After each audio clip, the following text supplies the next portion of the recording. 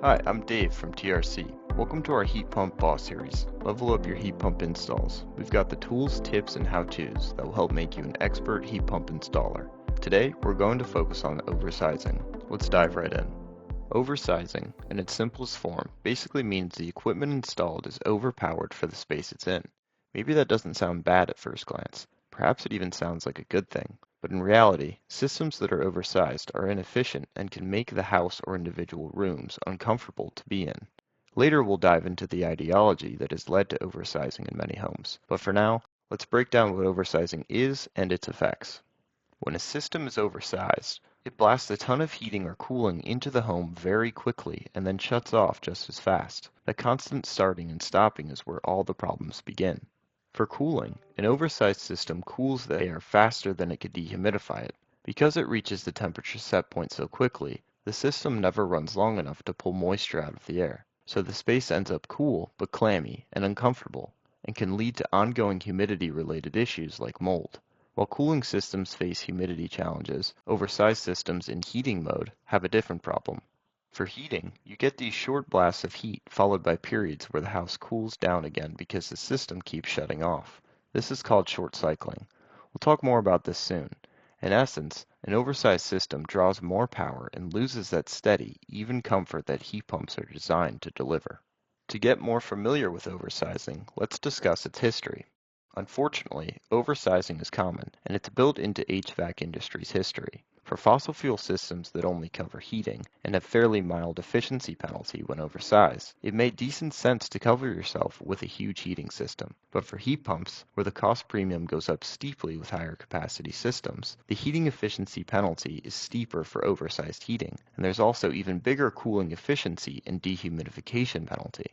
Oversizing really matters. Now that we have a bit of background, let's discuss short cycling in more detail. As we stated earlier, short cycling occurs when a system turns on and off repeatedly, and it can lead to inefficiency and poor comfort. Short cycling can reduce the operating coefficient of performance, or COP, by 15 to 40%. For example, a system with a COP of 5 may perform like a 4 when short cycling occurs. This is why avoiding short cycling is critical for maintaining system efficiency. While short cycling isn't as critical as, say, failing to meet the design load, its impact should not be neglected. In fact, for partial load displacement, proper sizing is the more critical factor to ensure efficiency and reliability.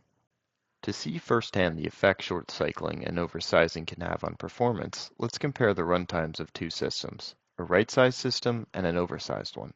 On the left, we can see an oversized unit. The unit is cycling on and off every 5 to 8 minutes, making it incredibly difficult to meet comfort needs. On the right, in contrast, we can see a right-sized system. It runs steadily for 20 to 2-hour blocks, enabling the system to maintain consistent temperatures and humidity levels. This steady operation is key to ensuring the system performs efficiently and reliably. We've discussed the history of oversizing and what it is, but now let's begin to understand the ideology behind why contractors are oversizing. There are three main reasons a contractor may oversize. The first reason is an inaccurate load calculation, where the contractor overstates the load. This single error can result in oversizing a system, stressing the importance of double-checking your input values and striving to be as precise as possible when entering data for your load calculation.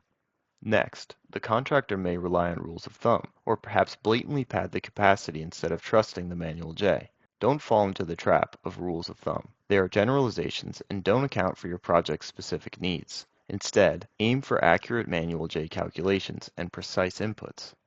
Lastly, oversizing can happen when trying to put a ductless head in every room or most of the rooms in the home. Like we see in our example here, while it may have seemed like a good idea for every space to have its own independent head unit, issues arose. There were small bonus rooms where they may have seemed like an addition of a head unit makes sense. In reality, the room's footprint is so small that even the smallest ductless head on the market is oversized for the space. This imbalance led to comfort issues for the homeowner. The lesson here? This is where contractors should lean on their load calculations and trust the math. Clean Heat Connect's Don't Oversize resource provides valuable information on the risks of oversizing a heat pump, how to identify signs of oversizing, and strategies to avoid it. It also includes key terms to know for heat pump selection and sizing. The PDF is available on Clean Heat Connect's website at cleanheatconnect.ny.gov. A link will be available in the description below. Download this PDF to access detailed best practices for heat pump installation and sizing.